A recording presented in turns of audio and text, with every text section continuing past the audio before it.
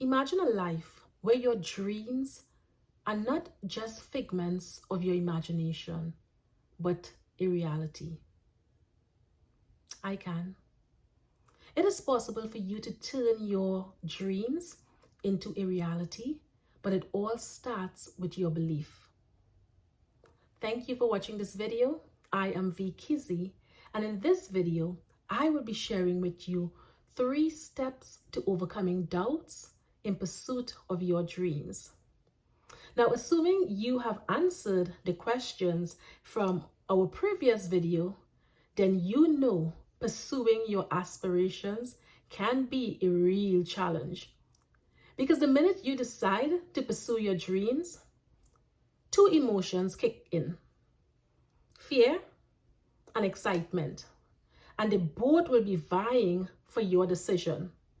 Now, fear oftentimes wins because it's one of the most cunning emotions that can usually disguise itself as other emotions, since it carries some of the same characteristics of anxiety, of excitement. So it's important that you recognize fear and that you deal with fear directly. Fear is going to have you doubting yourself. You're going to start saying things like, I can't do this. I'm not good enough. I don't have the resources. I don't have the finances. What if I fail and everyone has a front row seat? What's important is your next move. Your next decision will determine whether you persevere towards your dreams or you quit before you start. When I was 25 years old, I struggled with spelling and sentence structure. And although I felt defeated by my perceived lack of ability, I told myself the story: I couldn't spell very well, and there's nothing to do to change this. We all have our strengths, and communication and spelling were not mine. That story I told myself originated with my high school biology teacher, Miss Ramdial, when I was 14 years old. I remember loving biology and agricultural science. They were my 2 favorite subjects in high school until that one day. Miss Ramdial had a habit of, walking around the lab, and she would place your exam paper in front of you. And I remember picking the paper up that she placed in front of me. And to the top right of the paper had the 87%. And then diagonally leading to the 87%, written in red, was "Your spelling is atrocious!" exclamation mark. Now, I had no idea what atrocious meant, but my friend and classmate Brent Carter, he knew, and he burst out laughing. He laughed until he got pink in the cheek. And when he was finished laughing, I looked at him and I was like, "So what that means?" He said, "What it means, Kizzy, is that you cannot spell very well. Your spelling is horrible. It's atrocious." And he started to laugh again. But for me, there was a sadness that came over me in that particular moment. I felt like something was literally ripped from me. And from that day, I not only saw myself differently, but it affected how I wrote moving forward. I would avoid using words that I was unsure of. If I was not absolutely sure I can spell a word, I will not put it on paper. My interaction with pen and paper, it wasn't as strange because I had to be in a relationship with it, but it definitely impacted how I wrote, how much I was willing to put out there. I was anxious and nervous anytime I had to put pen to paper.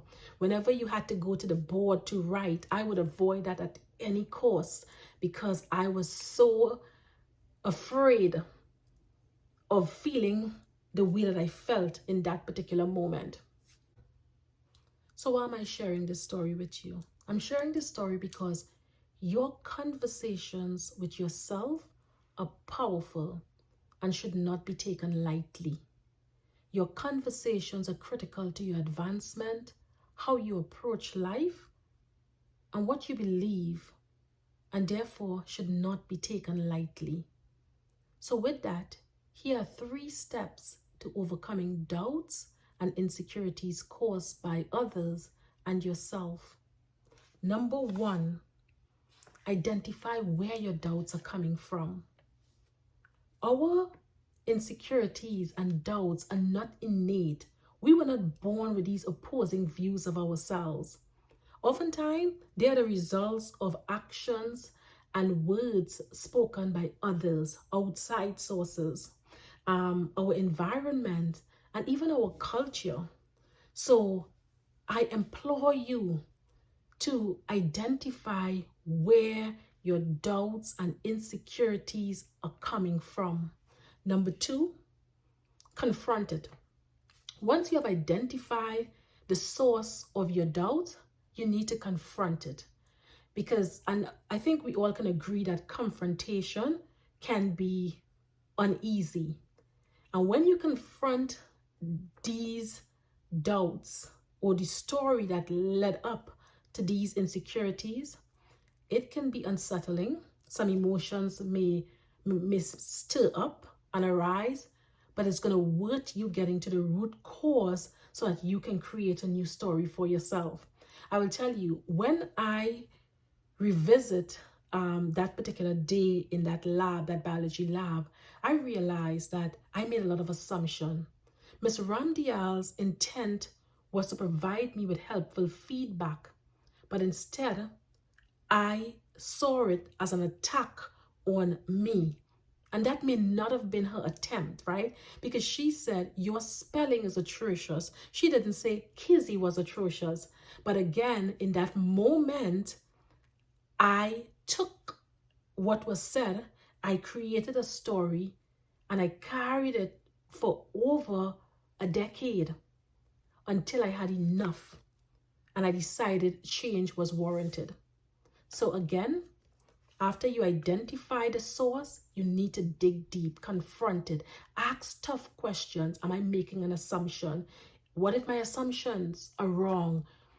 Ask the tough questions and get into it. Number 3, get rid of your old story of I can't and replace it with your new script of I can. There's this great and well-known quote by Henry Ford that says, if you think you can, C-A-N, then you can.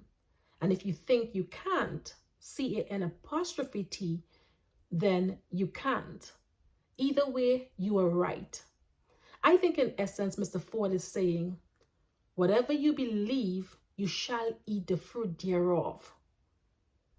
Are you going to believe in death or in life? What are you going to speak over your life? Are you going to hold on to that limited belief story that you have been telling yourself? You know what? I'm not a good speller and that's just it. Or are you going to believe in life and create a new story for yourself? I'll tell you, when I confronted my insecurities, I rewrote my story and transformed my deficiencies into the building block of my success today. Today, it's not uncommon for me to be asked to edit a paper, write a speech, listen to a presentation, and provide feedback. But I could not have gotten here if I did not decide at age 25 to confront that insecurity that I was dealing with and the doubts that flooded my mind concerning my ability. But in order for that new story to be successful, you have to believe in the new story that you create. You have to believe that, yes, I can do all things through Christ who strengthens me. You have to believe, yes, my Father did not give me a spirit of fear, but one of power and of love and of self-control. You have to believe. But before you can believe, you have to know his promises, and you have to be able to repeat those promises for yourself. Now, I think I'm going to pause here because I'm jumping ahead of. In summary, to overcome doubts and insecurities, you first have to identify where your doubts originated. You need to confront and examine the stories that led to your self-doubt. And then, of course, believe in your ability and your Creator's power to recreate a story. Until next time, be well, and remember, you are always one step away from yielding better results. Be well.